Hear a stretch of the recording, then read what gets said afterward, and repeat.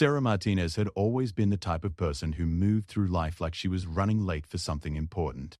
At 28, she managed a busy marketing firm downtown, juggled evening classes for her MBA, and somehow still found time to volunteer at the local animal shelter on weekends. Her friends often joked that she needed to clone herself to keep up with her own schedule.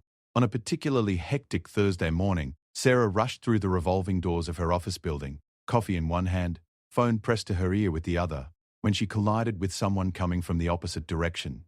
Her coffee went flying, splashing across the marble floor, and unfortunately across the crisp white shirt of a tall man with kind brown eyes.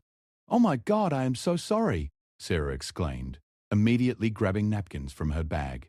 "I wasn't looking where I was going. Your shirt is ruined." The man, who appeared to be in his early 30s with dark hair and a gentle smile, simply laughed.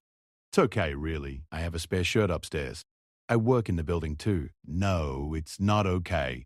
Let me at least pay for dry cleaning, or buy you a new shirt, or something," Sarah insisted, her cheeks flushed with embarrassment. "I'm David Chen," he said, extending his hand despite his coffee-stained shirt. "And you are?" "Sarah Martinez, and I'm mortified," she replied, shaking his hand. "I'm always rushing around like this. My mum says I need to slow down before I hurt someone." David chuckled. "Well, the only casualty today is my shirt, and honestly, I've been looking for an excuse to go shopping. So maybe you did me a favor." Something about his calm demeanor and easy smile made Sarah pause. In her world of constant deadlines and urgent meetings, she rarely encountered someone who could laugh off what she considered a minor disaster. "Which floor do you work on?" David asked as they stepped into the elevator together. 15. Henderson Marketing," Sarah replied, still holding her empty coffee cup. 12. "I'm an architect with Morrison & Associates," David said. "I've seen you around before, actually. You're usually moving at about twice the speed of everyone else." Sarah laughed despite herself. "That's me. Human tornado, according to my assistant." As the elevator climbed, David studied her for a moment. "You know, there's a great coffee place just around the corner. Way better than the stuff from the lobby. Maybe I could show you sometime, when you're not in quite such a hurry." Sarah's automatic response was to check her phone for her schedule. But something made her stop. "I'd like that," she said, surprising herself with how much she meant it. Over the next few weeks, Sarah and David began meeting for coffee before work. What started as Sarah's guilt over the shirt incident gradually became the highlight of both their days.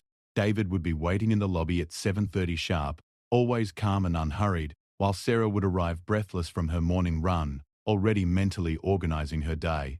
David worked as a sustainable architecture consultant, designing eco-friendly buildings and renovation projects. His office was a stark contrast to Sarah's fast-paced marketing world. When she visited him one afternoon, she was struck by how peaceful everything seemed. His desk was organized, but not obsessively so. He had plants by his window, and classical music played softly in the background. "How do you get anything done in here?" Sarah asked, genuinely curious. "It's so quiet." David smiled, looking up from the building plans he'd been reviewing. "Sometimes the best work happens when you're not rushing to finish it. I find that when I take my time, I catch mistakes I would have missed otherwise, come up with better solutions." Sarah perched on the edge of his desk, something she never would have done in her own office where every minute was accounted for. "But don't you worry about falling behind, missing opportunities." "I used to," David admitted. "When I first started working, I thought being busy meant being successful. I'd work 16-hour days, take on every project, never say no to anyone. Know what happened? You burned out? Worse, I made a major error in a building design because I was rushing to meet an impossible deadline. Nothing catastrophic happened, but it could have. That's when I realized that sometimes slowing down is the only way to move forward safely." Sarah found herself thinking about this conversation throughout the week. She noticed how often she felt out of breath, not just from physical exertion, but from the constant pressure she put on herself. She observed how David seemed to accomplish just as much as she did, maybe more, but without the constant stress that had become her normal state. One evening, after a particularly brutal day of back-to-back meetings and a major presentation, Sarah was walking to her car when she felt dizzy. She stopped, leaning against a lamppost, trying to catch her breath. The parking garage seemed to spin slightly, and she realized she hadn't eaten anything since her coffee and muffin at 6 that morning. Her phone buzzed with a text from David. How did the presentation go? Instead of her usual quick response, Sarah found herself calling him. It went well, she said, though her voice sounded shaky even to herself. But I think I might have pushed myself a little too hard today. Where are you? David asked immediately, and she could hear concern in his voice. Parking garage at work. I'm okay. Just felt a little dizzy for a second. I'm coming to get you, David said firmly. Stay right where you are. David, you don't need to... Sarah, when was the last time you ate something? Sarah thought about it and realized she couldn't remember. This morning, I think? I'm on my way. 20 minutes later, David appeared with a sandwich and a bottle of water. He didn't lecture her or make her feel foolish. Instead, he sat with her on a bench outside the building while she ate, asking about her presentation and listening as she described her day. You know what I admire about you? David said as they sat there. Your drive, your passion for everything you do. You throw yourself completely into every project, every relationship, every goal. It's incredible. Sarah looked at him, surprised. But? David smiled. No but, that's it. I just think sometimes the most powerful thing you can do is pause. Take a breath. Make sure you're moving in the direction you actually want to go, not just moving because you're afraid of standing still. As they walked to their cars, Sarah found herself matching David's slower pace instead of rushing ahead like she usually did. For the first time in months, maybe years, she felt like she could breathe properly. That night, instead of staying up until midnight working on her laptop, Sarah went to bed early. She woke up feeling more rested than she had in weeks, and when she met David for coffee the next morning, she was only 5 minutes early instead of her usual 15. You look different, David observed as they sat in their usual spot by the window. Different how? Calmer. Like you actually slept last night instead of just collapsing from exhaustion. Sarah laughed. I did sleep. 8 whole hours. I'd forgotten what that felt like. David reached across the table and touched her hand gently. I like seeing you like this. Not that I don't admire your energy, but you seem more present. Sarah realized he was right. Instead of mentally planning her day while they talked, she was actually listening to him, noticing things like how his eyes crinkled when he smiled, and how he had a small scar on his left hand that she'd never seen before. David, she said suddenly. What are we doing here? He raised an eyebrow. Having coffee? I mean this, us, these mornings together. Are we just friends, or... David was quiet for a moment, and Sarah felt her old impulse to fill the silence, to rush past the awkward moment. But something made her wait, to let him think. I was hoping we might be more than friends, he said finally, but I didn't want to rush you into anything. You seem to have enough pressure in your life without me adding to it. Sarah felt a warmth spread through her chest that had nothing to do with the coffee. I'd like that too. More than friends, I mean. David smiled, the kind of smile that made his whole face light up. In that case, would you like to have dinner with me tomorrow? Somewhere nice and slow, where they don't rush you through your meal? I'd love that, Sarah said, and for once, she didn't check her phone to see what meetings she might need to reschedule. 3 months into their relationship, Sarah discovered that dating David was like learning a completely different language. Where she was used to quick texts and hurried phone calls between meetings, David would call her in the evening just to talk, with no agenda other than hearing about her day. Where she typically scheduled dates around her work commitments, David would suggest spontaneous walks in the park or lazy Sunday mornings at the farmer's market. Sarah found herself both challenged and charmed by his approach to life. When she suggested they grab fast food because she only had 30 minutes for lunch, David would counter with a quiet cafe where they could sit and actually talk. When she wanted to multitask during their phone conversations, answering emails while they spoke, David would gently ask, "Are you really here with me right now?" The question bothered her more than she wanted to admit because the honest answer was often no. Even when she was physically present, her mind was usually racing ahead to the next task, the next deadline, the next crisis that needed her attention. One Saturday morning, Sarah was reviewing quarterly reports at her kitchen table when David arrived for their planned day trip to the coast. She was still in her pajamas, laptop open, phone charging beside her. "Good morning, beautiful," David said, kissing the top of her head. "Ready for our beach day?" "Just give me 20 more minutes," Sarah said without looking up.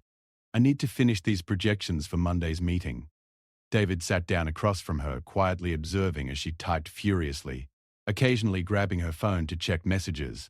After a few minutes, he gently closed her laptop. "Hey," Sarah protested. "I wasn't finished." Sarah, when was the last time you took a whole day off? And I mean completely off. No work, no emails, no thinking about Monday's meetings. Sarah opened her mouth to answer, then realized she couldn't remember. I don't know.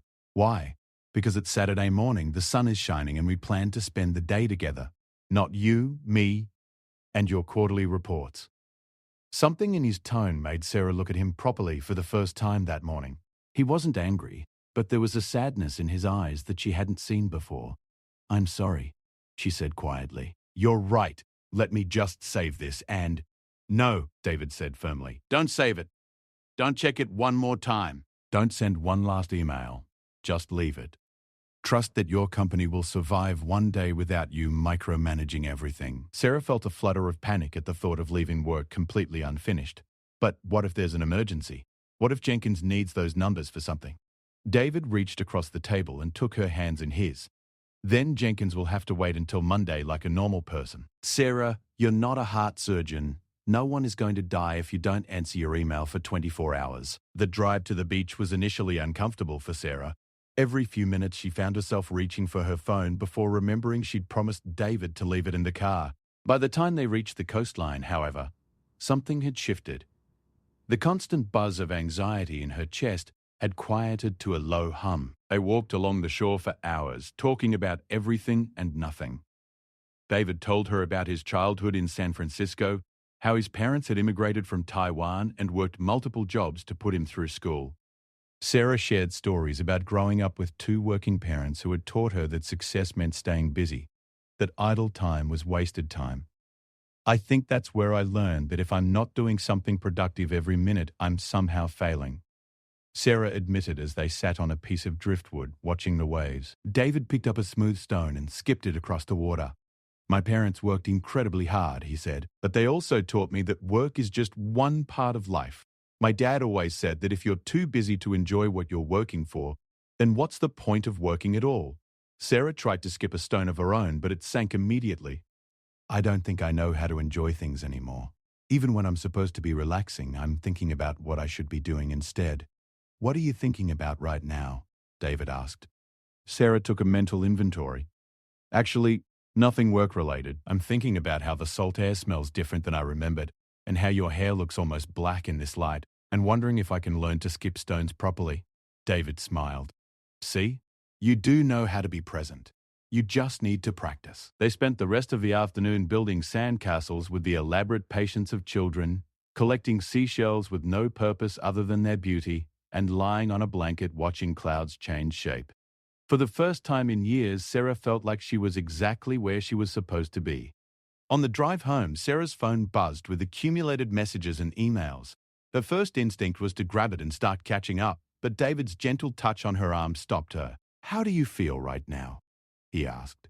Sarah thought about it, relaxed, happy, like I could handle anything that comes up Monday morning. Remember that feeling, David said. That's what taking care of yourself actually looks like. Over the following weeks, Sarah began experimenting with small changes. She started eating lunch away from her desk, even if it was just in the break room. She stopped checking emails after 9 p.m. She let some phone calls go to voicemail if she was in the middle of something important. The world did not end. Her company did not collapse. In fact, Sarah found that she was making fewer mistakes, coming up with more creative solutions, and feeling more energetic during the day. But old habits die hard, and Sarah's tendency to push herself too far was deeply ingrained. The real test came when her company landed its biggest client ever, a tech startup looking to rebrand completely before going public. The project was worth more than Sarah made in a year, and the timeline was impossibly tight. Sarah threw herself into the project with her old intensity. She worked late every night, came in early every morning, and spent her weekends at the office. David was patient at first, understanding that this was important to her career, but as weeks turned into a month, Sarah could see him pulling away. Their morning coffee dates became irregular, then stopped altogether when Sarah started getting to the office at 6 a.m. Their evening calls grew shorter and less frequent. When David suggested dinner or a movie, Sarah would promise to make time once this project is finished. The breaking point came on a Tuesday evening when Sarah was still at the office at 11 p.m. surrounded by design mock-ups and empty coffee cups. Her phone rang and she answered without looking at the caller ID. Henderson Marketing, this is Sarah. Sarah, it's David. Are you still at work? Sarah looked around her cluttered office, suddenly seeing it through his eyes. Yeah, but I'm almost done. Just need to finish these Lodo variations. You said that 3 hours ago when I texted you. Sarah felt a familiar spike of irritation. David, this is really important. This client could change everything for my career. And what about us? What about your health, Sarah? When was the last time you went home before 10 p.m.? I don't know. Why does it matter? This is temporary. Once we finish the rebrand. There's always going to be another project, David interrupted, his voice sad rather than angry. Another deadline, another client, another reason why you can't take care of yourself or make time for the people who care about you. Sarah felt tears prick her eyes, though she wasn't sure if it was from exhaustion or frustration. That's not fair. You knew I was ambitious when we started dating. I love your ambition, David said quietly, but I'm watching you disappear into your work and I don't know how to help you. After they hung up, Sarah sat alone in her office, surrounded by the evidence of her dedication and drive. She had everything she thought she wanted. A major client, recognition from her boss, the promise of a promotion. So why did she feel so empty? She picked up her phone to call David back, to explain that she could change, that she would make more time for them once this project was done. But even as she formed the words in her mind, she knew they weren't true. There would always be another project, another deadline, another reason to push everything else aside. For the first time in months, Sarah closed her laptop without saving her work, turned off her office lights, and went home. The next morning, Sarah woke up at her usual 5:30 a.m. and immediately reached for her phone to check emails. But instead of work messages, she saw a text from David sent at midnight. I hope you got home safely. We should talk. Sarah stared at the message, her stomach twisting with anxiety that had nothing to do with work deadlines. She realized she couldn't remember the last time she'd prioritized a personal conversation over a professional obligation, and the thought terrified her. She arrived at the office earlier than usual, hoping to lose herself in the familiar rhythm of tasks and meetings. But throughout the day, David's words echoed in her mind. I'm watching you disappear into your work. Every time she caught her reflection in her computer screen, she wondered if he was right. When had her ambition turned into something that consumed everything else in its path? The realization hit her fully during a client presentation that afternoon. Sarah was explaining their rebranding strategy when she noticed her hands were shaking slightly. She felt lightheaded and realized she'd forgotten to eat lunch again. As she pushed through the presentation, maintaining her professional smile, she caught sight of David through the conference room window. He was walking through the lobby, probably leaving his office for the day at a reasonable hour, like a normal person. After the clients left, Sarah's boss, Helen, lingered behind. Great presentation, Sarah. The clients were impressed, Helen said. But are you feeling all right? You seem a bit worn down lately. Sarah wanted to brush off the concern with her usual, I'm fine, just busy response, but something made her pause. Helen had always been a mentor figure, someone Sarah respected for balancing professional success with personal fulfillment. Helen, Sarah said slowly, can I ask you something? How do you do it? The job, but also having a life outside of here. Helen sat down, giving Sarah her full attention. You know, when I was your age, I thought success meant being indispensable. I thought if I wasn't here for every decision, everything would fall apart. Know what happened when I finally took my first real vacation in 5 years? Sarah shook her head. Nothing. The company ran perfectly without me. That's when I realized that if a business can't function without one person constantly micromanaging it, then it's not a very good business. And if I couldn't trust my team to handle things for a few days, then I wasn't a very good manager. Sarah felt something loosen in her chest. But this client, the client will get excellent work whether you sleep 4 hours a night or 8, Helen interrupted gently. But only one of those options will leave you capable of doing excellent work for the next client and the one after that. Sarah, you're incredibly talented, but talent without sustainability is just a recipe for burnout. That evening, Sarah sat in her apartment staring at her phone. She'd drafted and deleted a dozen texts to David, unable to find the right words to express what she was feeling. Finally, she gave up on texting and called him. Hi. David's voice was cautious when he answered. Hi. Are you free to talk? always for you. The simple kindness in his response made Sarah's throat tight. I think I need help, she said quietly. What kind of help? Sarah took a deep breath. I think I've forgotten how to live, like actually live, not just survive from deadline to deadline. And I'm scared that if I slow down, I'll lose everything I've worked for. But I'm also scared that if I don't slow down, I'll lose everything that actually matters. David was quiet for a moment. Where are you right now? My apartment. Sitting on my couch, looking at takeout menus because I realized I don't remember the last time I cooked dinner. Stay there. I'm coming over. David, you don't have to. Sarah, he said, and there was something in his voice that made her listen. Let me help you. Please. An hour later, David arrived with grocery bags and a patient smile. Oh! We're going to cook dinner together, he announced. Something that takes time and can't be rushed. I don't really cook, Sarah protested. I mean, I heat things up, but actual cooking. That's okay. I'll teach you. But we're going to do it slowly, and we're going to talk while we do it. David had brought ingredients for homemade pasta, something Sarah had never attempted. As he showed her how to make the dough, mixing eggs and flour with careful precision, she found herself focusing entirely on the task at hand. There was something meditative about the process, the way the ingredients gradually came together under her hands. This is actually relaxing, Sarah said, surprised. David smiled, standing behind her and guiding her hands as she kneaded the dough. Cooking forces you to be present. You can't rush good food, and you can't multitask your way through it. You have to pay attention to what you're doing. As they worked, Sarah found herself talking more openly than she had in months. She told David about the pressure she'd felt since childhood to constantly achieve, to never rest, to always be moving toward the next goal. She described the fear that if she stopped pushing so hard, she'd somehow lose her identity. But who are you when you're not working? David asked as they waited for the pasta water to boil. Sarah started to answer, then realized she didn't know. But guess I haven't thought about that in a long time. Well, right now you're someone who's learning to make pasta. You're someone who takes care of rescue animals on weekends. You're someone who makes me laugh and challenges me to think differently about things. You're someone who cares so deeply about doing good work that sometimes you forget to take care of yourself. David stepped closer to her, gently taking her hands in his. Sarah, your worth isn't measured by how many hours you work or how many projects you complete. You matter because you're you, not because of what you accomplish. Sarah felt tears she'd been holding back for months finally spill over. I don't know how to change. This is who I've always been. David pulled her into his arms, holding her close. You don't have to change who you are. You just need to remember that who you are is bigger than your job, and you don't have to figure it out all at once.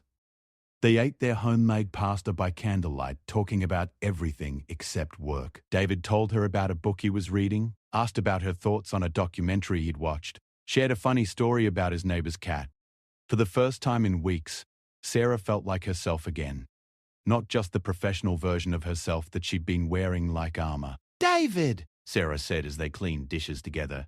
What you said last night about watching me disappear into my work. Were you thinking about breaking up with me? David paused, dish towel in his hands.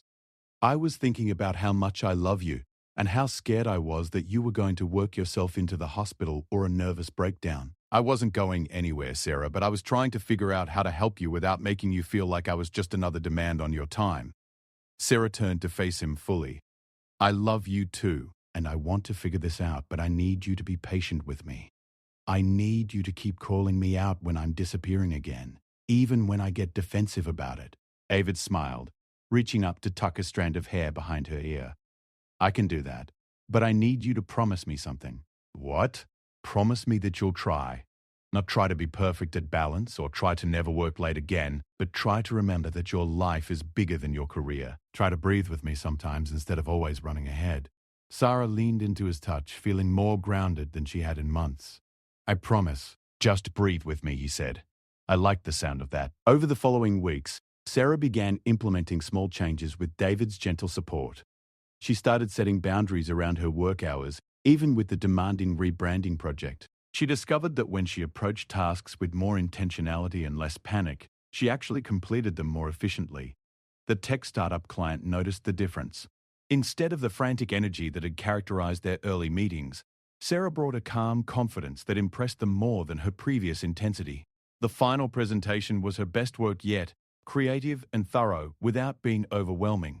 On the evening they celebrated landing the account permanently, Sarah suggested they cook dinner together instead of going to an expensive restaurant. "Really?" David asked, surprised but pleased. "Really, I want to learn how to make that risotto you mentioned. And I want to do it slowly, with no phones and no rushing." As they stood together in David's kitchen, Sarah stirring the risotto while David prepared vegetables, she realized this felt more like success than any professional achievement she'd ever accomplished. She was present, engaged, connected to someone she loved, creating something beautiful that couldn't be measured in quarterly reports or client satisfaction scores. "Thank you," Sarah said suddenly. "For what?" "For not giving up on me, for showing me that slowing down doesn't mean stopping, for teaching me how to breathe." David set down his knife and walked over to her, wrapping his arms around her from behind as she continued stirring. "Just breathe with me," he said softly, and Sarah felt his chest rise and fall against her back. She matched her breathing to his, feeling her shoulders relax and her mind quiet. For the first time in her adult life, Sarah understood that this moment, right here, was exactly where she was supposed to be. Not rushing toward the next goal, not worrying about tomorrow's challenges, just breathing with the person she loved and creating something beautiful together. The risotto was perfect. What mattered was that Sarah had learned to be present for it, to savor each bite and each moment of conversation, to let herself be fully there instead of always running towards somewhere else. Later that night, as they sat on David's couch reading together in comfortable silence, Sarah felt a peace she'd never experienced before. Her phone was in the other room, her laptop was closed, and for once, she wasn't anxiously thinking about tomorrow's tasks. She was simply there, breathing with David, living her life instead of just surviving it. She looked over at him, absorbed in his book, and smiled. She'd spent so many years pushing forward, always forward, that she'd forgotten the joy of simply staying close to what mattered. But now she understood what David had been trying to teach her all along. Sometimes the most powerful thing you can do is stop running and just breathe with the people you love.